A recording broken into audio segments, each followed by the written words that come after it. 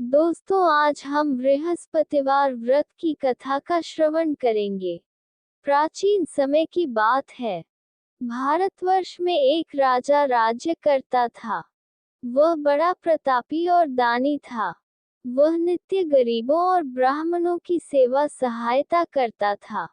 वह प्रतिदिन मंदिर में भगवान दर्शन करने जाता था, लेकिन यह बात उसकी रानी को अच्छी नहीं लगती थी। वह ना ही पूजन करती थी और ना ही दान करने में उसका मन लगता था। एक दिन राजा शिकार खेलने वन को गए हुए थे, तो रानी और दासी महल में अकेली थी। उसी समय बृहस्पति देव साधु भेष में राजा के महल में भिक्षा के लिए गए और भिक्षा मांगी, तो रानी ने भिक्षा देने से मना कर दिया। रानी ने कहा कि हे साधु महाराज, मैं तो दान पुण्य से तंग आ गई हूँ। इस कार्य के लिए मेरे पतिदेव ही बहुत है। अब आप ऐसी कृपा करें कि सारा धन नष्ट हो जाए तथा मैं आराम से रह सकूं।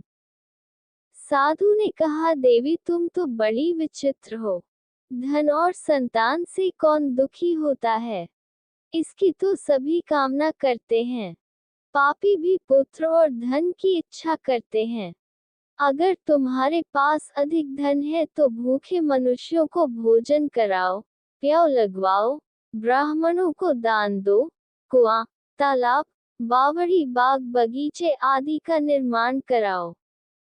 मंदिर, पाठशाला, धर्मशाला बनवाकर दान दो।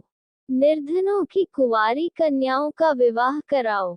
साथ ही यज्ञ आदि कर्म करो। अपने धन को शुभ कार्यों में खर्च करो।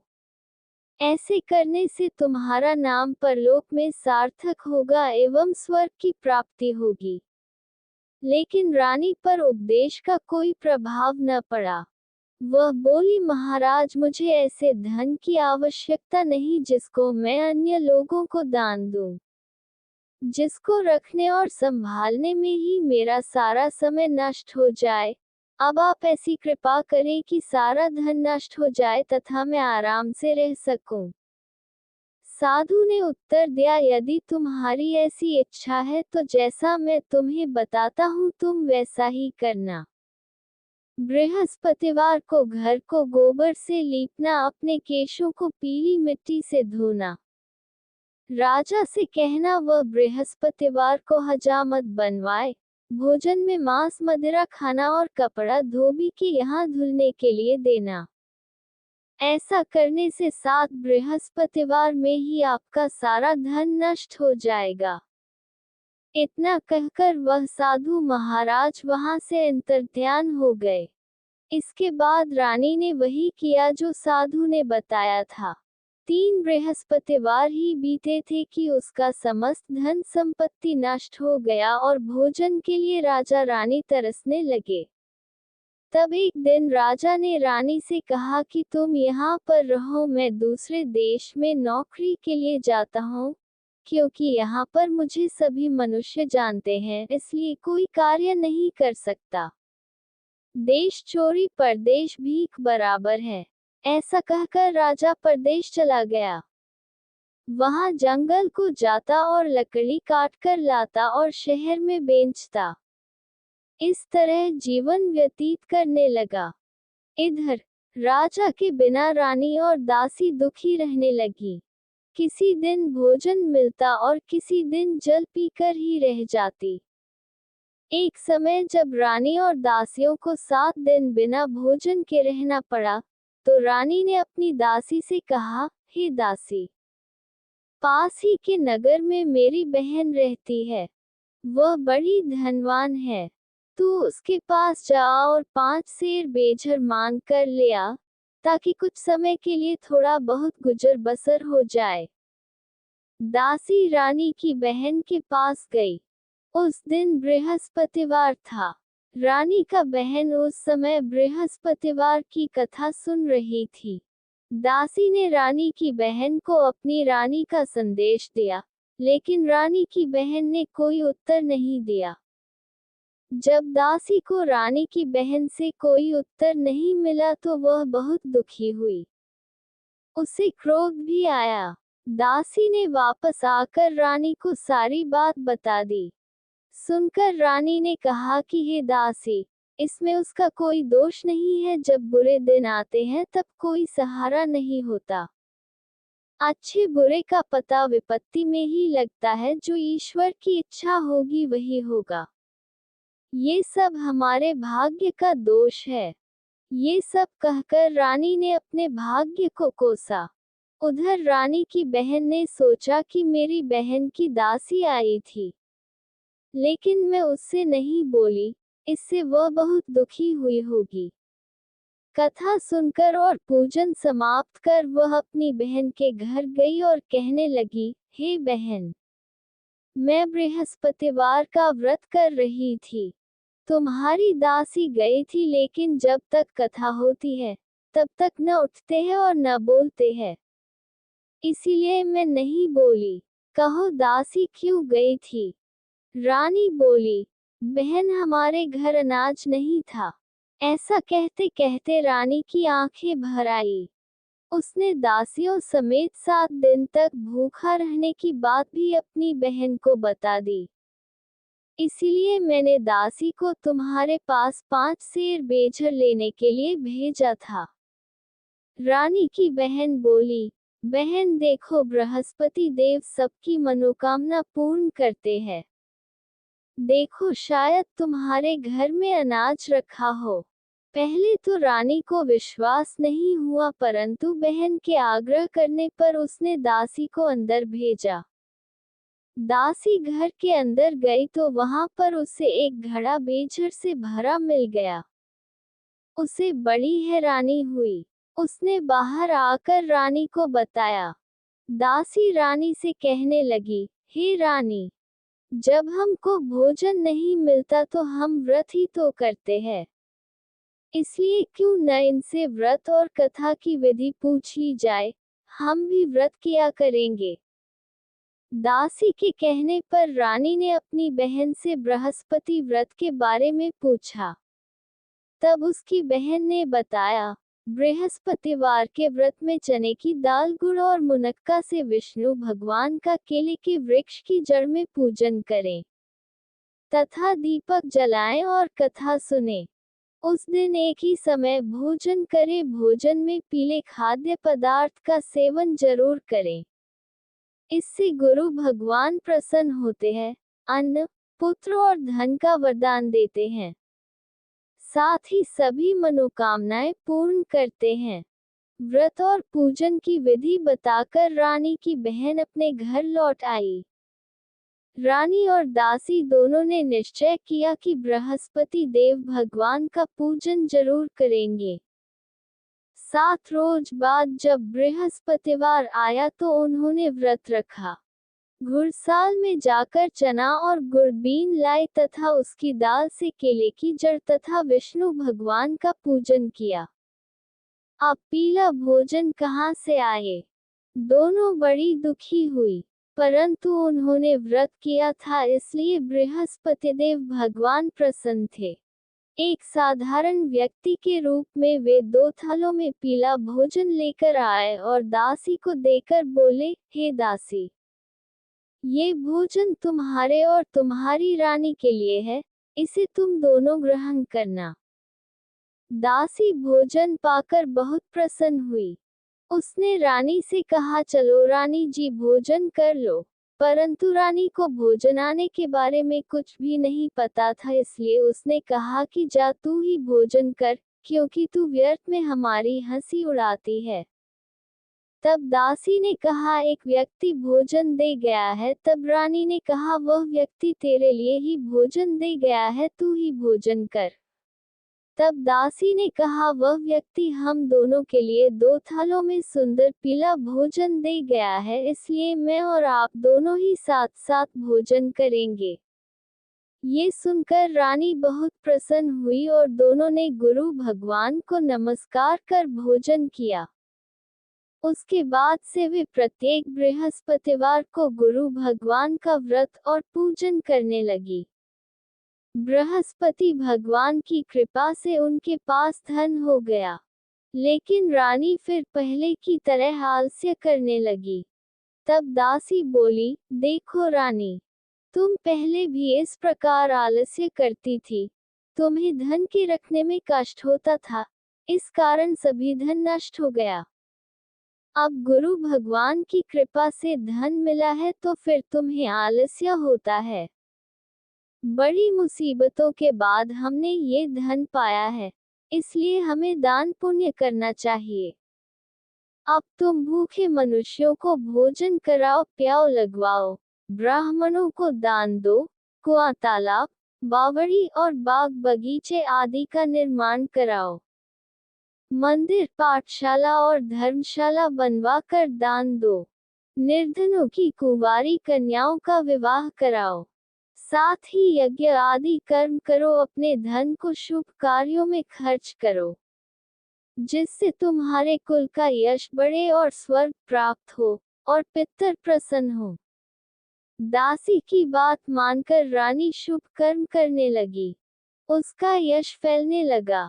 एक दिन रानी और दासी आपस में विचार करने लगी कि न जाने राजा किस दशा में होंगे। उनकी खोज खबर भी नहीं है। उन्होंने श्रद्धापूर्वक बृहस्पति भगवान से प्रार्थना की कि राजा जहाँ कहीं भी हो, शीघ्र वापस आ जाएं। उसी रात्रि को बृहस्पति देव ने राजा को स्वप्न में कहा कि हे राजा, उठ, तेरी रानी तुझको याद करती है, अपने देश को लौट जा। राजा प्रातःकाल उठा और जंगल से लकड़ी काटने के लिए जंगल की ओर चल पड़ा। जंगल से गुजरते हुए विचार करने लगा कि रानी की गलती से उसे कितने दुख भोगने पड़े। राजपाट छोड़कर जंगल में आकर रहना पड़ा। जंगल से लकड़ी काटकर शहर में बेचकर गुजारा करना पड़ा और अपनी दशा को याद करके व्याकुल होने लगा। उसी समय राजा के पास बृहस्पति देव साधु के वेश में आकर बोले, हे लकड़हारे, तुम इस सुनसान जंगल में किस चिंता में बैठे हो, मुझे बतलाओ। ये सुन राजा के नेत्रों में जल भर आया। साधु की वंदना कर राजा ने अपनी संपूर्ण कहानी सुना दी। महात्मा दयालु होते हैं। वे राजा से बोले, हे राजा, तुम्हारी पत्नी ने बृहस्पति देव के प्रति अपराध किया था, जिसके कारण तुम्हारी यह दशा हुई। अब तुम चिंता मत करो, भगवान तुम्हें पहले से अधिक धन देंगे। देखो, तुम्हारी पत्नी ने बृहस्पतिवार का व्रत शुरू कर दिया है। अब तुम भी बृहस्पतिवार के व्रत में चने की दाल, गुड़ और मुनक्का से विष्णु भगवान का केले के वृक्ष की जड़ में पूजन करो तथा दीपक जलाकर कथा सुनो। उस दिन एक ही समय भोजन करना, लेकिन भोजन में पीले खाद्य पदार्थ का सेवन जरूर करना। भगवान तुम्हारी सब ऊँ को पूर्ण करेंगे।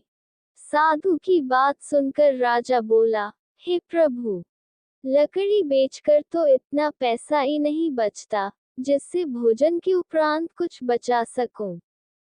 मैंने रात्रि में अपनी रानी को व्याकुल देखा है। मेरे पास कोई साधन नहीं, जिससे उसका समाचार जान सकूं। फिर मैं कौन सी कहानी कहूं, ये भी मुझको मालूम नहीं है। साधु ने कहा, हे राजा, मन में बृहस्पति भगवान के पूजन व्रत का निश्चय करो। वे स्वयं तुम्हारे लिए कोई राह बना देंगे। बृहस्पतिवार के दिन तुम रोजाना की तरह लकड़ियां लेकर शहर में जाना। तुम्हें रोज से दोगुना धन मिलेगा, जिससे तुम भली भांति भोजन कर लोगे तथा बृहस्पति देव की पूजा का सामान भी आ जाएगा। राजा ने ऐसा ही किया। धीरे धीरे समय व्यतीत होने पर फिर गुरुवार का दिन आया। लकड़हारा जंगल से लकड़ी काटकर शहर में बेचने गया। उसे उस दिन और दिनों से अधिक धन मिला। राजा सामान लाकर गुरुवार का व्रत किया। उस दिन से उसके सभी दुख दूर हुए। लेकिन जब अगले गुरुवार का दिन आया तो राजा व्रत करना भूल गया। इस कारण गुरु भगवान नाराज हो गए।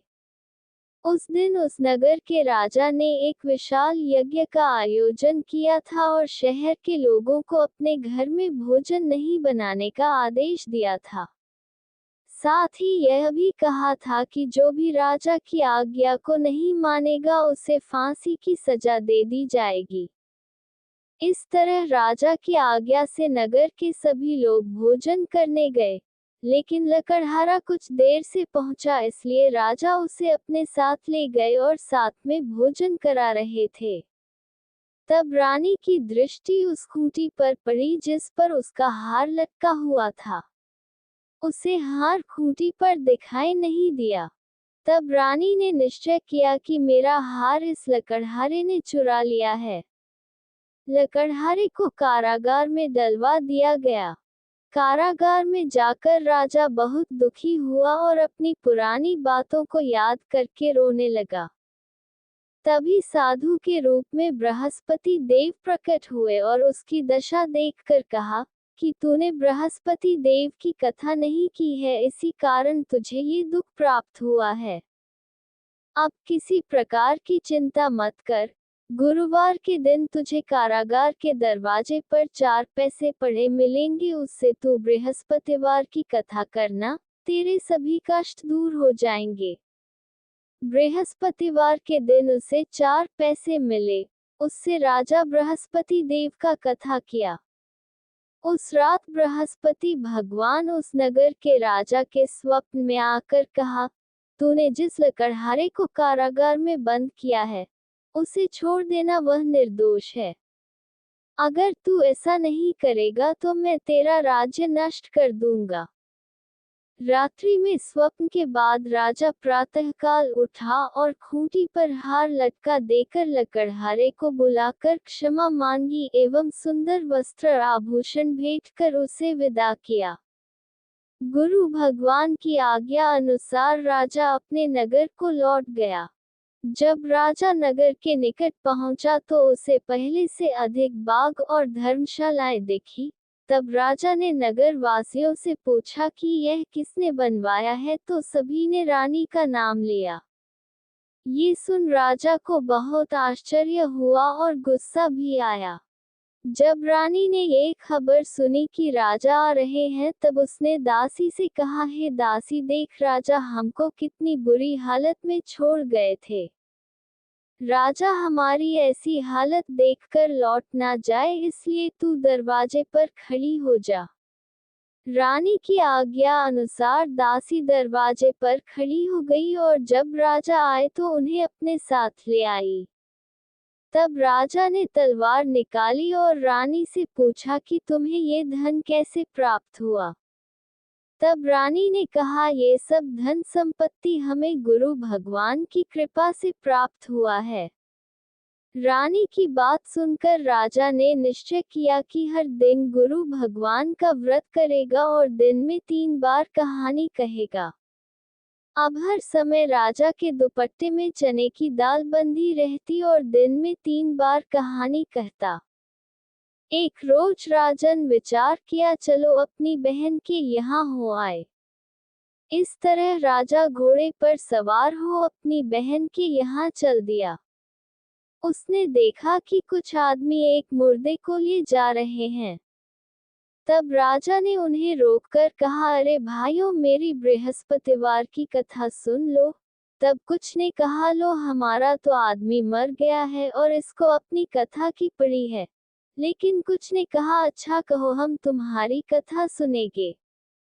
राजा ने दाल निकाली और कथा शुरू की। जब कथा आधी हुई तो मुर्दा हिलने लगा और जब कथा समाप्त हुई तो राम राम कहते हुए मुर्दा खड़ा हो गया।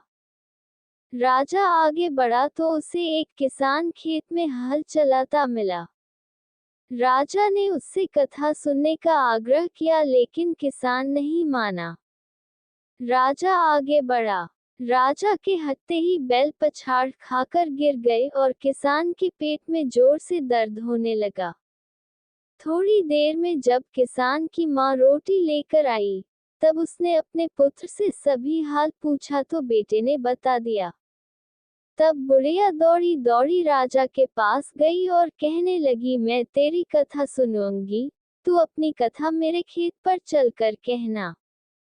राजा लौटकर कथा कही, जिसे सुनकर बैल खड़े हो गए और किसान के पेट का दर्द बंद हो गया। राजा अपनी बहन के घर पहुंच गया। बहन ने भाई की खूब मेहमानी की। दूसरे रोज जब राजा जागा तो वह देखने लगा कि सब लोग भोजन कर रहे हैं।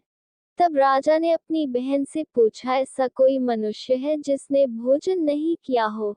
तब बहन बोली, है भैया, ये देश ऐसा ही है। पहले यहाँ के लोग भोजन करते हैं, बाद में अन्य काम करते हैं। ऐसा कहकर बहन चली गई और सबसे पूछने लगी कि कोई ऐसा है जिसने भोजन नहीं किया हो। तब वह एक कुम्हार के घर गई जिसका लड़का बीमार था। उसे मालूम हुआ कि वहां किसी ने 3 दिन से भोजन नहीं किया है। रानी ने कुम्हार से अपने भाई की कथा सुनने के लिए आग्रह किया तो वह तैयार हो गया। राजा जाकर अपनी कथा कही, जिसको सुनकर उसका लड़का ठीक हो गया। अब तो राजा की प्रशंसा होने लगी थी। एक दिन राजा ने अपनी बहन से कहा, बहन, मैं अपने घर जाऊंगा, तुम भी तैयार हो जाओ।